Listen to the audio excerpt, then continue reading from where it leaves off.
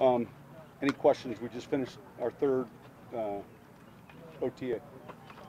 Early impressions of Jared Cook? Look, what he did in Oakland was similar to a lot of the things we do formationally, but he's smart and he's got range. You see his route savviness and his ability to get in and out of cuts. The best thing he does is run after the catch. It's hard to measure that out here when we're not tackling, but he's real good that way. And just his years in the league, I'm guessing when you talk to him, it's different than talking, especially coming off a rookie minicamp. I mean, he's been around a while, right? He has. So he's been utilized in different ways. He's explosive. He runs extremely well. I think he's in good shape. So, it's the first time that he and Drew are working together, and they'll get a ton of reps and ton of work in between now and when we get started in the end of July. Your thoughts on the tweak to the new replay rule? Well, they didn't tweak it yesterday. What they did yesterday was they allowed the competition committee in the upcoming weeks, after we begin to watch some of these videos, all the teams' head coaches are going to basically see the same OPI, DPI video. So what was voted on yesterday was the ability to tweak, which simply would put it in the coach's hands inside of 2 minutes rather than replay's hands. Sean, with that being said, with the helmet to helmet, do you think that'll be the same or that will be addressed? Nothing's changed relative to helmet to helmet. The vote yesterday was just simply, if they want to take OPI, DPI, the concern is that there's 2 or 3 or 4 stoppages in the last 2 minutes of a half or a game because of maybe the contact that was seen. Would we rather have the coach utilize the challenge flag as opposed to the replay upstairs? That was the vote yesterday was simply to allow the committee to change it in the next coming weeks from one to the other. So it's not going away. It's just a matter of how we're going to handle the last 2 minutes. So you think the competition committee will address before the season starts as far as missed calls on helmet to helmet, like what happened in the Dallas game? Yeah, that's already been looked at, watched, addressed, discussed. That's already taken place. How do you correct those things? But that's not something we're discussing right now. What's it like having Traven back, as part of the practice team after his injury last season? Well, he's healthy. He's had a whole off season to get healthy. I think he's in better shape. He's a little stronger in his lower body. So it's good to have him out here so we can get an evaluation and begin to work with him. What did you see from Sylvester Williams a couple weeks ago against us? So, look, we felt inside. There's a presence. We like his size. I think we're bigger, in the defensive front than we were a year ago this time. So, I thought he handled those 3 days pretty well. What have you seen from Cyril Grayson so far? That's the wide receiver from LSU. Yeah, he's a guy that can run exceptionally well. He's a little bit limited relative to the experience he's had, but he's been in a few camps now. So I think the first thing is speed. He'll get a chance to look at him in the return game as well. But he is someone that runs exceptionally well. He seemed to pick things up. Again, he's been with a few offenses already now, and I think this is his third in this league. So we'll take a look at him. The speed. I mean, and I know he was a track guy. Yeah. Would you call it like elite speed even for this level? Well, it would probably be a little too early to say, but he runs well, which in our league is important. He runs exceptionally well. A guy like that, do you need to see him in pads too, though? Just all of these guys. But he's behind. Just when you look at snaps played prior to coming into this league, and yet there's a trait there that other teams have seen, and we too have seen the same thing. So we'll look at him.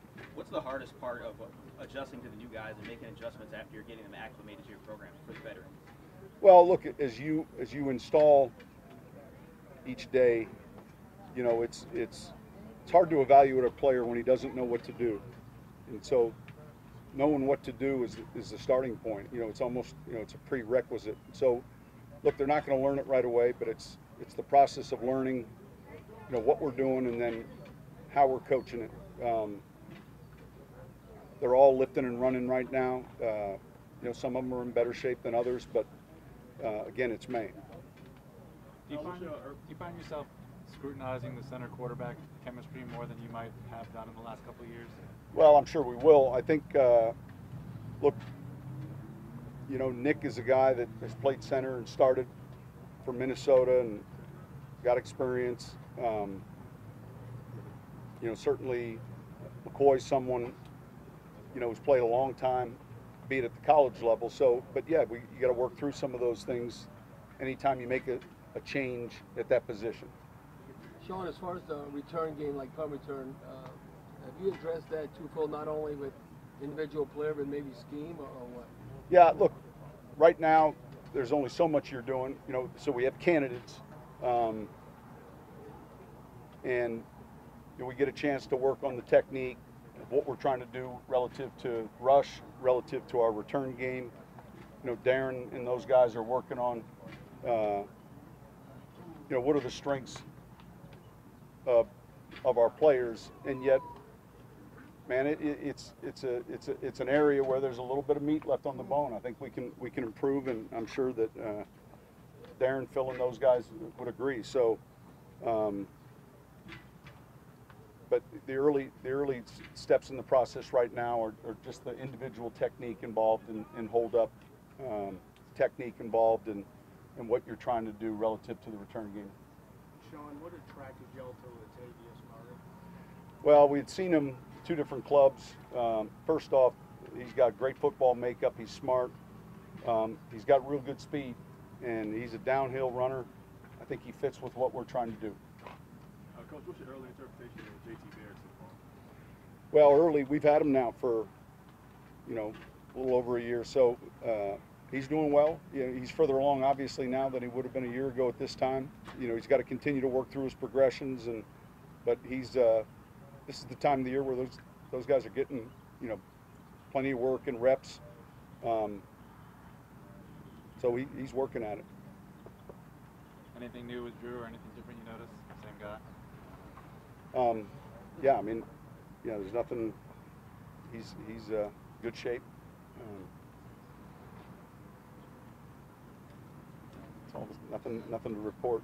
It's a good thing. That's a good thing, yeah. Sean, where is I look at the individual came out with the interception, North Park. Where is that university? I believe it's up in the Midwest. They play in that, man.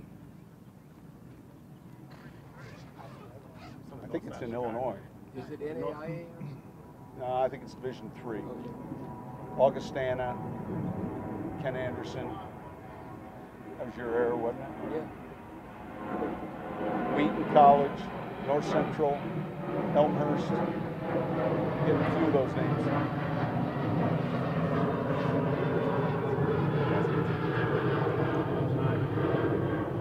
Go ahead.